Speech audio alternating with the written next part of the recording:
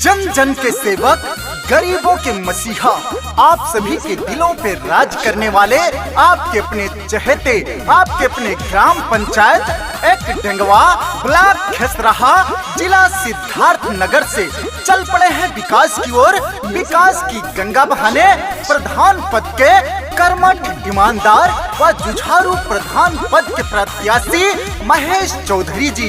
तो याद रखेगा, आने वाले प्रधानी के चुनाव में अपना आशीर्वाद और अपना वोट महेश चौधरी जी को देना है, भारी मतों से विजयी बनाना है, अपने ग्राम पंचायत में विकास की गंगा बहाना है। गायक अभिषेक। सुना सुना ये चाची, अब की के ही चुनौआ, दूसर के हो न लड़े लड़े घर के बेटौआ। सुना सुना ये चाची, अब की के ही चुनौआ, दूसर के हो न लड़े लड़े घर के बेटौआ। जीत के चुनाव नया राम करेंगे, महेश भैया जी काम करेंगे, एक डेंगवा का नाम करेंगे, महेश भैया जी काम करेंगे। जो कोई नहीं किया ऐसा काम कर देंगे, पूरा हर गरीबों का अरमान कर देंगे। 5 साल क्या कोई उम्र भर भुला नहीं सकेगा। बन के प्रधान महेश चौधरी जी आपके अपने ग्राम पंचायत एक डेंगवा का रोशन नाम कर देंगे। तो याद रखेगा, किसी के लालच, किसी के बहकावे में नहीं आना है। अब की बार अपना प्रधान महेश चौधरी जी को बनाना है। दुखिया गरीबों का है ये चहेता, सुख दुख में साथ रहे घर का है बेटा, सुख दुख में साथ रहे घर का है बेटा। पड़े जो मुसीबत हाथ सबका बटाते हैं, 24 घंटे भैया पुनवा उठाते हैं। दूर नहीं है अब वो दिन, जल्दी से आने वाला, दुख कट जाएगा सबका, खुशियों का हो बोलबाला। जीत के चुनाव नया राम करेंगे, महेश भैया जी काम करेंगे, एक डेंगवा का नाम करेंगे, महेश भैया जी काम करेंगे।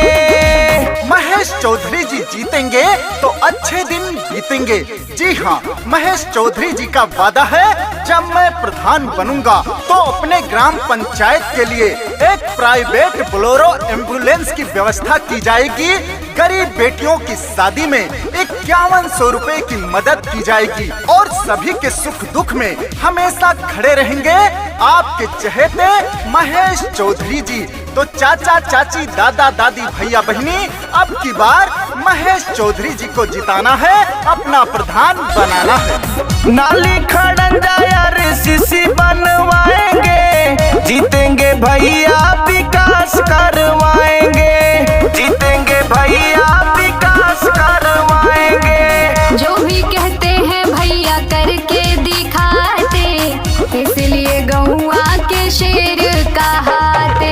गांव गांव में रोड बनेगा, बनेगी पक्की नाली, महेश भैया जीतेंगे तो लाएंगे खुशहाली। हाँ, जीत के चुनाव नया राम करेंगे, महेश भैया जी काम करेंगे, एक डेंगवा का नाम करेंगे, महेश भैया जी काम करेंगे।